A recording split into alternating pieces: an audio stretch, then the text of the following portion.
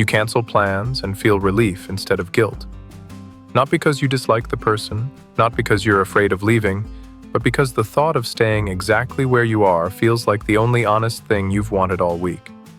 People call it antisocial. They frame it as something you're avoiding. But what if the real story is about what you've found? Something the world outside your door has never been able to give you, no matter how many times you've tried to find it there. There's a specific quality to the air when you're alone at home that doesn't exist anywhere else. Not the silence, exactly, though that's part of it. It's the absence of a certain kind of tension. The moment you close the door behind you and realize no one is going to ask you to be anything other than what you are right now, in this moment, with no performance required. You don't have to modulate your voice. You don't have to monitor your face for the appropriate expression. You don't have to calculate how long to maintain eye contact or when to laugh or how much enthusiasm to inject into your responses. Outside, there's always a negotiation happening.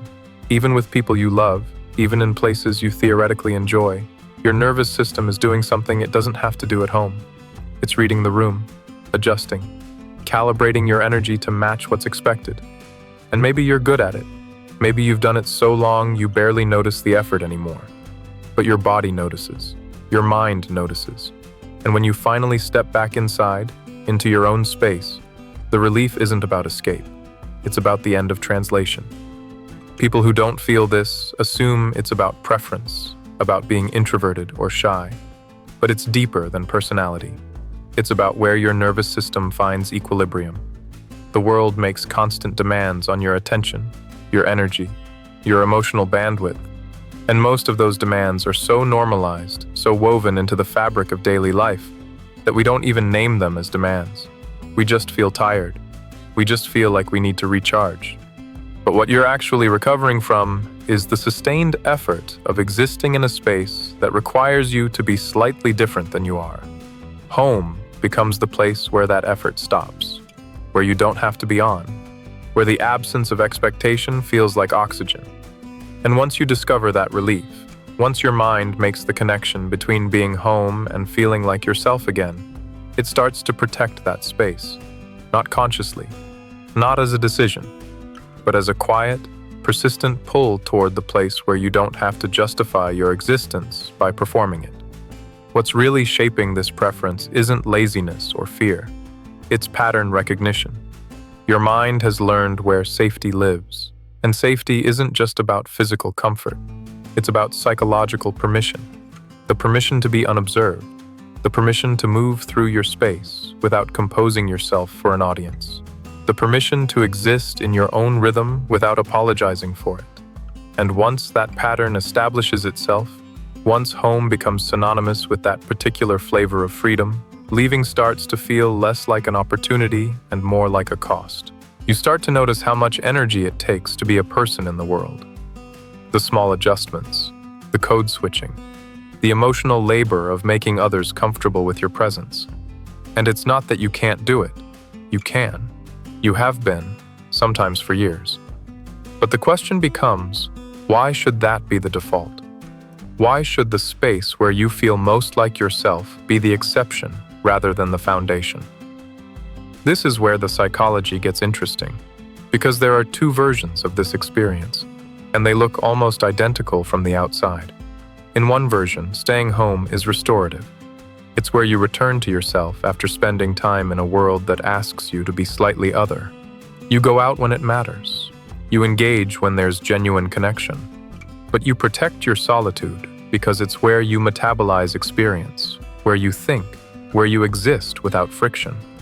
In the other version, staying home is protective.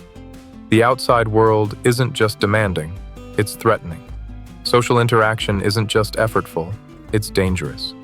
And home isn't a place you return to, it's the only place where you feel safe at all. The difference is subtle, but fundamental. In the first case, you're choosing home because it nourishes something essential. In the second, you're choosing home because everything else has become intolerable. The line between restoration and protection can blur over time. Maybe it started as one and slowly became the other. Maybe it shifts depending on what else is happening in your life. But the distinction matters because it determines whether your relationship with staying home is sustainable or whether it's quietly shrinking your world.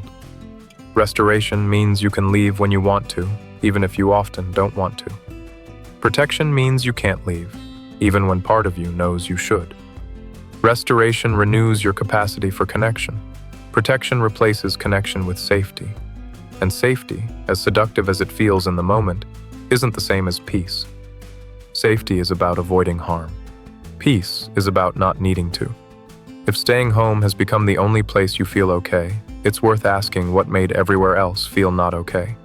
Not to force yourself out, not to shame yourself for needing refuge, but to understand whether the world became too much or whether somewhere along the way, you started telling yourself it was. Because there's a version of this where you've genuinely built a life that fits your actual needs, where your love of home isn't a retreat, it's just how you're built. And there's a version where you've made home the only place you're allowed to need less, and that's different. You'll know the difference by how it feels when you imagine leaving. If the thought brings mild resistance, a gentle maybe later that doesn't carry shame or dread, you're probably fine. If the thought brings immediate anxiety, a spike of panic at the mere idea of disruption, that's your mind telling you something about how narrow the zone of safety has become. The people who love staying home without it costing them anything are the ones who leave home still feeling like themselves. They don't split into two people, the home version and the world version. They bring the same energy out that they have in. And when they come back, it's not because they were pretending the whole time and finally get to stop. It's just because they're done. They engaged, they connected, and now they're here again. The space hasn't changed.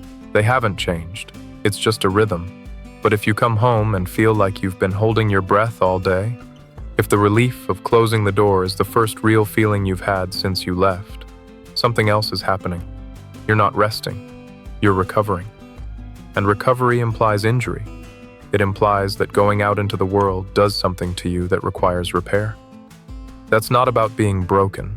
It's about recognizing that the way you've been moving through the world might not be sustainable. That the amount of energy it takes to maintain the outside version of yourself is eating into the energy you need just to be. And if staying home is the only time you get that energy back, you're not living in a rhythm. You're living in a deficit. The question isn't whether you should love staying home. The question is whether staying home is the only place you're allowed to be enough. Because if it is, then the love isn't really for home. It's for the absence of everything that makes you feel like you're not. Home should be where you return to yourself, not where you hide from everything else. And the difference between those two things is everything.